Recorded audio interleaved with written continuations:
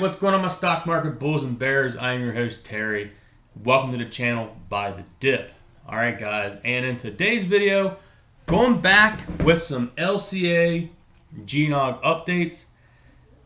And as you can see here, man, looking pretty good today, man. Yesterday we were down a little bit, and today we are up, which is crazy because yesterday we were down to like, what did I buy my shares yesterday? Like 13, 18 a share.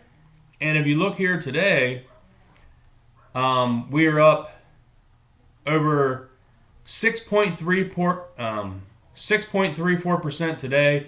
And we lost a little bit of money after hours. But still overall, we are up like, what did it say, 5% today on this?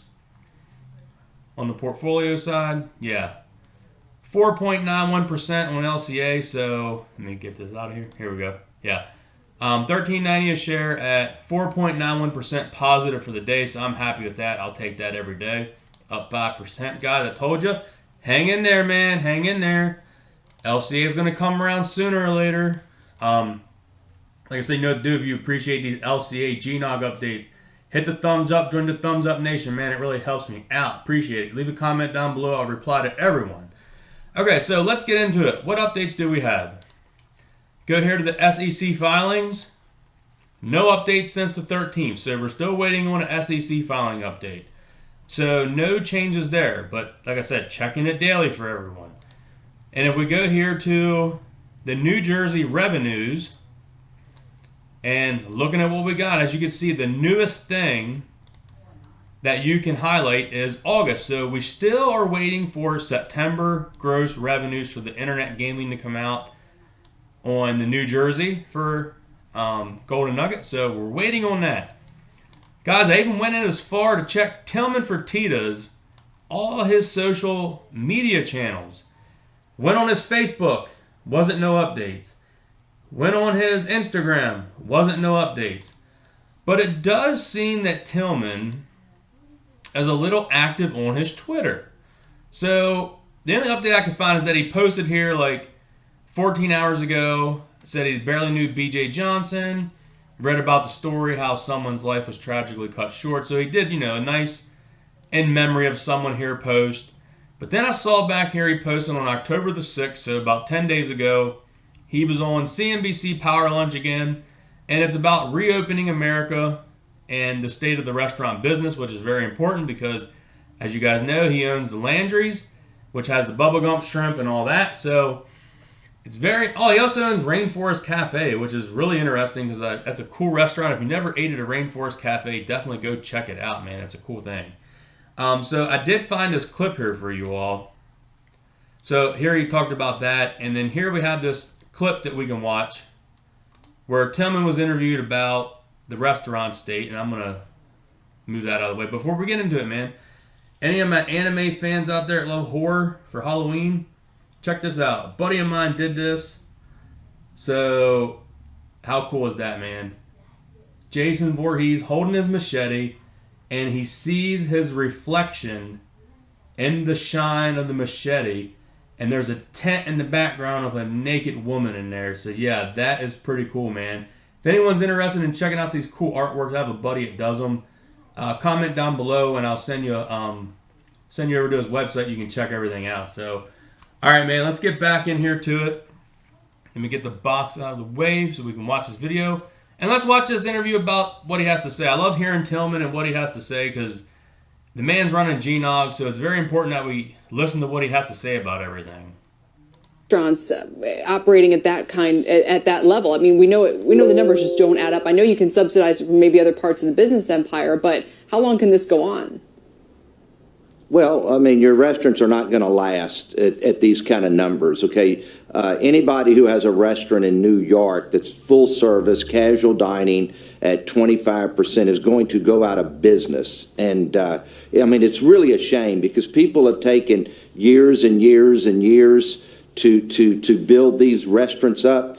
I have a huge company. I have restaurants in 40 states. I have casinos that are doing well. But if you're a New York restaurateur, you're in for a long haul right now. And, you know, I say it again, I don't I don't think the government officials realize it because they get their paycheck every single week, and they don't realize these cooks and these waiters and these hostesses and then the managers of these restaurants and how difficult it is when you're not getting a paycheck every week and you don't get that $600 kick from the government anymore. So you're going to see unemployment, stay at probably where it is until we get through the winter months and we start to improve things, hopefully, or the vaccine comes out.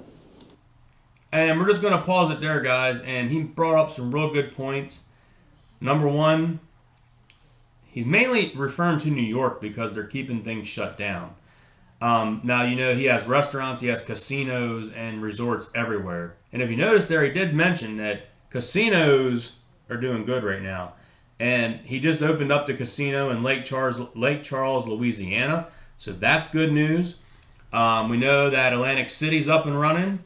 Vegas is up and running because we know there's a golden nugget out in Las Vegas. And yeah, things are going good for the casinos, but his restaurant businesses aren't doing too great in certain areas where they're keeping things shut down. But like you said, man, the casinos are doing good, which is what we want to hear, and that's why I'm excited to see his September revenues for the Golden Nugget and Atlantic City. So let's get back here into the interview. Yeah, we've been talking to restaurant owners, including Marcus Samuelson this morning of Red Rooster here in the city, who's saying a lot of the same things. Said, you're going to have 2/3 of restaurants at or near bankruptcy, the smaller ones, if there's no relief from Congress. So, there's this restaurant act that the industry is kind of pushing for. They want support, but it's not. It doesn't appear to be coming together. Maybe another round of PPP could be an option. Do you have a preference about kind of what form that support would take and, your eligibility for it?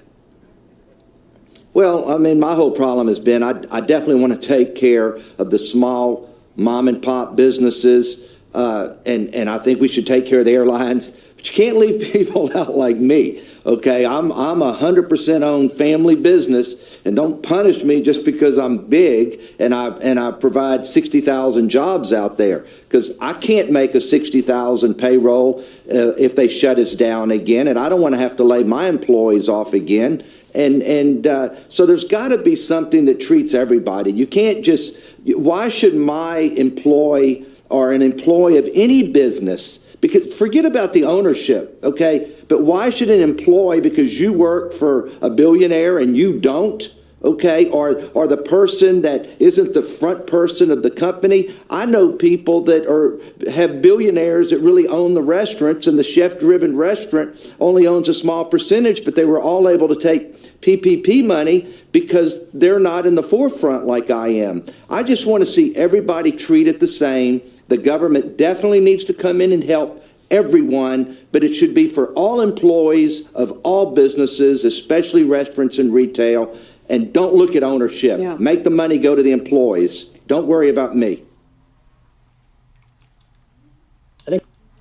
So there it is, man. That's a pretty good interview, and I think it's great to hear. Tilman's basically just referring to the point of all the employees need to get money, because then that helps like number one, stimulus checks, unemployment, rent assistance, mortgage assistance, food assistance. That just gives everyone more money and to go do things and make a living. So that's really important to hear Tilman say that. And I did read an article that I put in the video yesterday on my LCA updates that he did donate $1 million to go to all his employees. So that is really nice that, he did that. And I think he has a really valid point. Like, don't worry about him, the businessman, but he's worried about his employees getting taken care of. So that is the big thing, man. So yeah, guys, that is pretty much going to be it for today's update. Like I said, found that cool article of TILMAN FERTITTA on CNBC Power Lunch. And no updates yet on New Jersey on the internet gaming revenues. And no updates yet on the SEC filing. But we still got a nice 5% profit today. I'll take that all day. As you can see, the Robinhood account is up today. Overall, looks like 1.73%. So we're up $27 and now 92 cents. So I'm happy about that. It's a lot better than yesterday, man. If I go here to the 1 week Yesterday, I believe, on the 15th, as you can see, it was a point I was down here, man, down to 1573, and now I'm up to 1642. So you're talking a swing of almost like $80 swing, man. So that's a big swing. I'm definitely happy with that. So far for the week, though, I'm still up 2.84%, up $45, so not bad at all. So, all right, guys, if you like this video, you found it helpful, you know what to do. Smash the thumbs up, join the thumbs up nation. So, all right, guys, I will catch you in the next one. And remember to buy the dip.